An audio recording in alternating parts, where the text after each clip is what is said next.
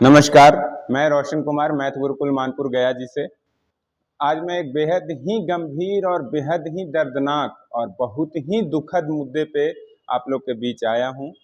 जैसा कि आप लोग जानते होंगे, ज्ञान बिंदु कोचिंग जो कि एक तरह से माना जाए तो फुटफॉल यानी विद्यार्थियों की संख्या के हिसाब से बिहार का सबसे बड़ा कोचिंग है। और उस कोचिंग के संस्थापक और निदेशक रोशन आनंद सर, जो कि जेल में थे, हालांकि यहाँ जो उनको बेल मिला है, उनके भाई का कल नेपाल में हत्या कर दी गई है। हत्या मैं दावे के साथ तो नहीं कह रहा, लेकिन इसलिए हत्या कह रहा हूँ क्योंकि हर व्यक्ति को मालूम है कि इसके पीछे किसका हाथ है। भले ही डर से या फिर किसी और संभावना या फिर किसी और तरीके या फिर और किसी भी दबाव में कहें कि वो नहीं बोल पा रहा है, लेकिन हर किसी व्यक्ति को मालूम है कि हत्या के पीछे किस आतंकी और आतंकी के भेष में छिपे भेड़िए रूपी शिक्षक का हाथ है। वो शिक्षक खुद पे तो पहले बिहार को और बिहार के शिक्षा जगत को बदनाम करने में किसी भी तरह का ये नहीं छोड़ा, और ब्रेन वॉश अपने जिहाद के तहत बच्चों का ब्रेन वॉश किया और बच्चों को खुद का फैन बनाया, खुद का प्रशंसक बनाया। छोटे मोटे बच्चे जो छोटे छोटे बात और छोटे छोटे प्रलोभन में आ जाते हैं, कहता है ना, मुफ्त चीजें बड़ी कीमत वसूल करती हैं। कहीं भी बच्चों, अगर आपको कुछ मुफ्त में मिल रहा है, इसका मतलब आप लोग गांठ बांध लो, लिख के रख लो, वो मुफ्त की चीजें इतनी बड़ी कीमत आपसे वसूलेगी जिसकी सिर्फ कल्पना भी नहीं कर सकते आप लोग। वही आपसे आज वसूला जा रहा है, और इसका पहला किस्त रोशन आनंद के भाई के बीच हम लोग के बीच से उनको खो करके हम लोगों ने उसका पहला किस्त चुकाया है।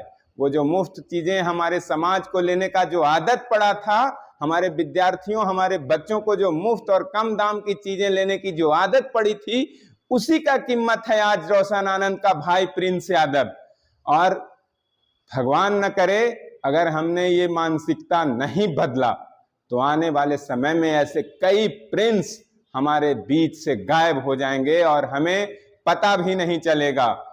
और जैसा कि आज आप लोग देख रहे होंगे, इन प्रिंस यादव की हत्या का ऐसा रूप दिया गया है, ऐसा रूप दिया गया है कि आज कोई कहने से भी डर रहा है कि हाँ, उनकी हत्या हुई है। इसी तरह से कहते हैं ना कि पढ़े लिखे जिहाद जो होता है वो इस तरह से किया जाएगा कि आप उसकी कल्पना भी नहीं कर पाते हैं। और मैं कहना तो नहीं चाहिए, लेकिन एक बार फिर से दोहरा रहा हूं कि अगर हम नहीं संभले, मुफ्त चीजें और फ्री चीजें और कम दाम की वस्तुओं का प्रलोभन हम अपने दिमाग से नहीं निकाले, समय रहते जिहाद को नहीं आकलन करके उसको खुद से दूर नहीं किए, तो आने वाले समय में ऐसे कई प्रिंस होंगे और कई प्रिंस कुर्बान होंगे। इसलिए आप सबसे मेरा विनम्र आग्रह है, अपनी सोच और समझ को बढ़ाएं। और सबसे पहले तो मैं आप सभी से आग्रह करता हूं, इस समय रोशन आनंद साहब पे दुखों का पहाड़ टूट पड़ा है, उनका साथ दीजिए, चाहे जिस भी तरीके से हो उनके समर्थन कीजिए।